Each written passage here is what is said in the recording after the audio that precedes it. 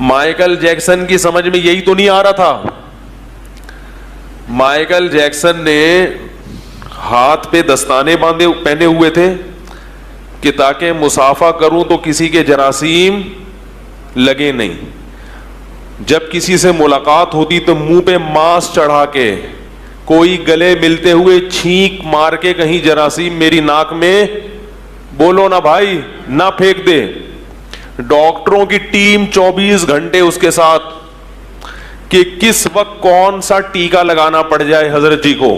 یہ ان کے حضرت جی تو وہی تھے نا, ان کے وہ مائیکل جیکسن امریکہ والوں کا دامت برکاتہم بھی وہی تھا, نور اللہ مرقدبہ بھی وہی تھا, ٹھیک ہے نا, کیونکہ وہ اپنے حساب سے بزرگ دیکھتے ہیں, ان کے اس کے حساب سے وہی بزرگ ہے, وہی دنیا کا کامیاب ترین انسان. ڈاکٹروں کی ٹیم.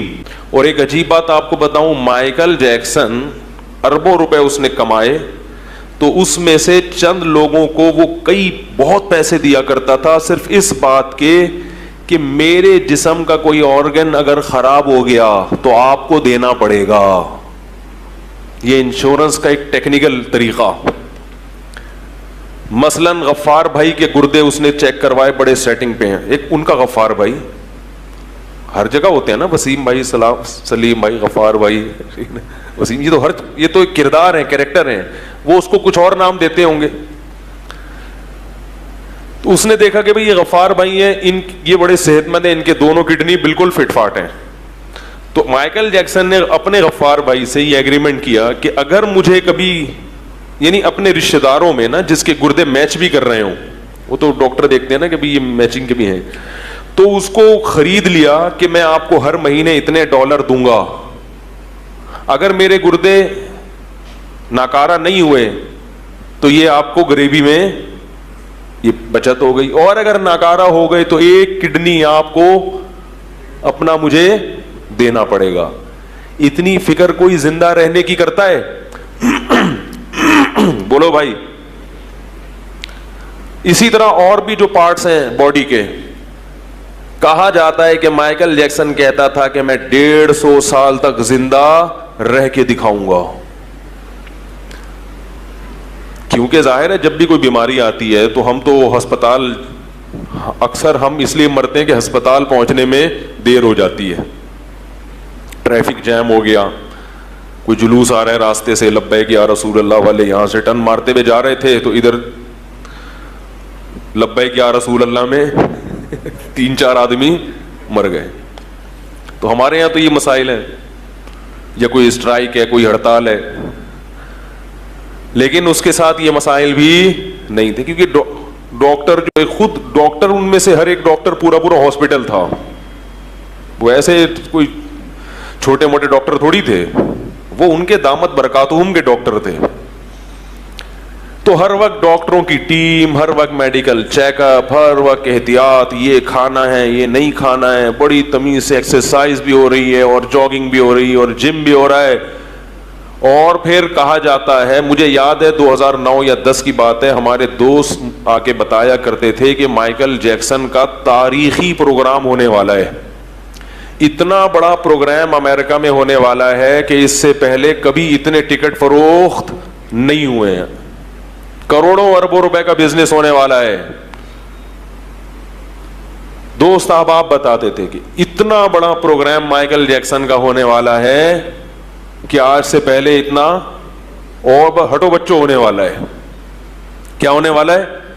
ایسا ڈانس کرے گا کہ ہٹو بچوں ہو جائے گا, اور اس کی ریہرسل ہو رہی ہے بہت دنوں سے. تو جو دوست ہمیں بتاتے تھے نا کہ بھئی ایسا ہونے والا ہے, ہونے سے چند دن پہلے انہوں نے آ کے بتایا کہ مائیکل جیکسن رات کو سوئے, صبح پولیس سے بھی نہیں اٹھے. ایسا سوئے ہیں, سمجھ میں آ رہی ہو, ایسا سوئے کہ امریکہ کی پولیس بھی ان کو نہیں اٹھا سکے. کتنی بھی گہری نیند میں ہو یا کیسا بھی ہو, پولیس آتی ہے تو اچھے اچھوں کو اٹھنا پڑتا ہے. تو میں نے کہا یار یہ کیسے ہو گیا؟ ابھی تو آپ بتا رہے تھے اس کا پروگرام ہونے والا ہے, پھر اتنے ڈاکٹر, پھر جراثیم سے ایسی حفاظت, اور ڈاکٹروں کی ٹیم 24 گھنٹے ساتھ, تو اس کو مرنے سے پہلے کم از کم چانس تو ملنا چاہیے تھا نا, ڈاکٹروں کو بھی تو کچھ کرنے کا چانس ملنا چاہیے تھا کہ بھائی اس کو کسی طرح سے بچاؤ. تو انہوں نے کہا پتہ نہیں کیا ہوا ہے, اچانک ہی مر گیا. تو میں نے عبرت کے لیے تقریباً 1-1.5 ہفتہ پہلے سرچ کیا کہ مائیکل جیکسن کی موت کیسے ہوئی. تو ایک بات خوب ذہن میں رکھیں کہ ہمارے ہاں یوٹیوب پہ چھوڑو بہت ہیں. یہ جو یوٹیوب کی تحقیقات ہوتی ہیں نا, قابل اعتماد نہیں ہوتی. اس میں ایک تحقیق تھی, مائیکل جیکسن مرا نہیں, اس کو بلکہ مارا گیا, وہ بڑے دلائل سے. یہ بات غلط ہے. جب تک آفیشلی کسی چیز کی تصدیق نہیں ہوتی, قانونی طور پر تصدیق نہیں ہوتی, لوگوں کی انفرادی خبروں پہ اعتماد مت کیا کریں. کتابوں کے حوالے اور ادھر ادھر یہ سب کر لیتے ہیں. آپ کو کیا پتا کہ یہ جو حوالہ دے رہا ہے یہ صحیح بھی ہے یا غلط ہے. عین ممکن ہے واقعی کسی نے مارا ہو, مگر اس کی کوئی ابھی تک دلیل سامنے نہیں آئی ہے. وہاں جو آفیشلی جو چیز بتائی گئی ہے وہ یہ کہ یہ طبعی موت مرا ہے, کسی نے قتل نہیں کیا, خود سے ہارٹ اٹیک ہوا یا کیا ہوا واللہ اعلم. چلو مرا ہے یا کسی نے مارا ہے, لیکن 50 سال ایک صحت مند آدمی کے لیے جوانی کی عمر ہوتی ہے, بڑھاپے کی نہیں ہوتی. اللہ نے عبرت کا نشان بنا دیا, عبرت کا نشان, کہ مائیکل جیکسن یہ دنیا مسافر خانہ ہے, تمہارے باپ کی جاگیر بولو بھائی نہیں ہے. کاش کاش کاش وہ تو چلا گیا, کاش انسانوں کو عبرت حاصل ہو. ہماری عبرت کی آنکھیں اندھی ہو گئی ہیں. میں اپنے لیے بھی کہتا ہوں, میں کسی اور کو ملامت نہیں کر رہا. میں یہ جتنی باتیں یہاں ممبر پہ بیٹھ کے کرتا ہوں, سب سے پہلے اپنے آپ کو خطاب کر رہا ہوں.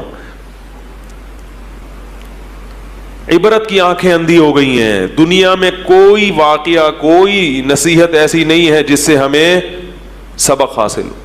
کتنے لوگ نوجوان ہمارے حسرت کرتے ہوں گے مائیکل جیکسن, کاش ہم مائیکل جیکسن کی جگہ ہوتے. کسی نے بتایا کہ ایک دفعہ ڈانس کے دوران لڑکیوں نے اپنے کوٹ پھاڑ دیے, اتنا زیادہ ایکسائٹڈ لڑکیاں ہو جاتی تھیں اس کے. آج کسی نوجوان کے لیے کوئی ایک لڑکی گھر سے بھاگ جائے تو وہ ساری دنیا میں ڈنڈورا پیٹے گا, یار میں اتنا بڑا آدمی بن گیا ہوں کہ میرے لیے اب گھر سے بھاگنا پبلک شروع ہو گئی. کیسا اللہ نے عبرت کا نشان بنایا. ختم. مائیکل جیکسن دنیا سے بولو بھائی ختم, مٹی. اب ڈانس کرو اندر قبر میں, لوگ اس کی قبر پہ پھول چڑھا رہے ہیں, کیا کیا کر رہے ہیں, لیکن اس سے مائیکل جیکسن کی ذات کو کوئی فائدہ نہیں ہو رہا.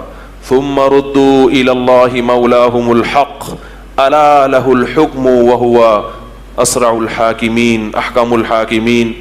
فرمایا کہ اس کے بعد اب تمہیں اس رب کی طرف لوٹایا جائے گا جس نے تمہیں پانی کے ایک ناپاک قطرے سے پیدا کیا تھا. اللہ اس موقع پہ فرماتے ہیں الا, خبردار خبردار ہوشیار سنو, لہ الحکم, حکومت کس کی ہے؟ اسی کی ہے, اور وہ بہت جلد فیصلہ کرنے والا ہے کہ کون صحیح ٹریک پر چلا تھا اور کون غلط ٹریک پر چلا تھا. یہ فیصلہ کس نے کرنا ہے؟ اللہ نے کرنا ہے. یہ فیصلہ میرے اور آپ کے اختیار میں نہیں ہے کہ ہم خود سے کسی راستے کو صحیح کہہ دیں اور کسی راستے کو غلط کہہ دیں. ہماری نظر میں صحیح راستہ وہ ہے جس کو پبلک اچھا سمجھتی ہے. پبلک فنکاروں اداکاراؤں کی زندگی کو کامیاب لائف سمجھتی ہے, اسی وجہ سے سب اسی کی طرف جانے کی کوشش کر رہے ہیں.